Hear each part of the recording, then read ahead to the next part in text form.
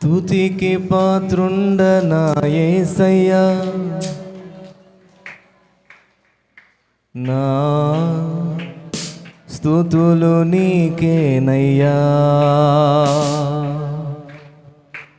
స్తుతికి పాత్రుండ నా యేసయ్యా, నా స్తుతులు నీకేనయ్యా.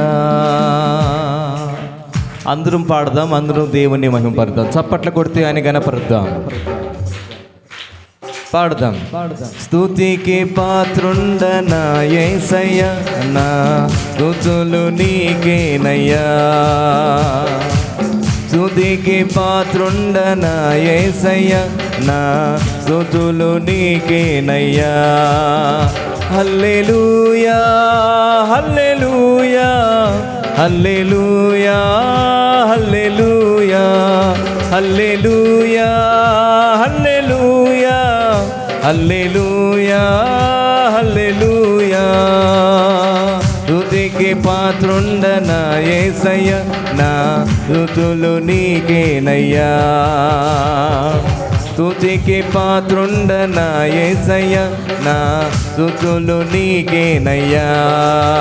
హల్లెలూయా హల్లెలూయా హల్లెలూయా హల్లెలూయా హల్లెలూయా హల్లెలూయా హల్లెలూయా హల్లెలూయా.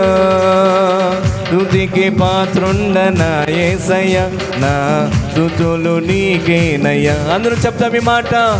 స్తుతికి పాత్రుండ నా యేసయ్యా, నా స్తుతులు నీకేనయ్యా. హల్లెలూయా హల్లెలూయా హల్లెలూయా హల్లెలూయా.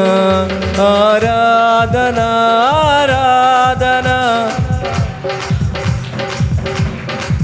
ఆమేన్. హల్లెలూయా హల్లెలూయా హల్లెలూయా హల్లెలూయా. స్తుతికి పాత్రుండ నా యేసయ్యా, నా స్తుతులు నీకేనయ్యా. స్తుతికి పాత్రుండ నా యేసయ్యా, నా స్తుతులు నీకేనయ్యా.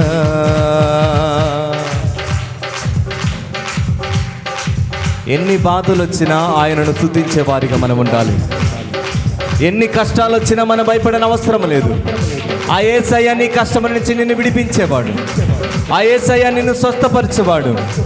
ఆ యేసయ్యను నువ్వు ఘనపరిచేవాడిగా ఈ స్థలంలో ఆయనను ఆరాధించే, ఆయనను మహిమపరిచే వారిగా మనం ఉందాం.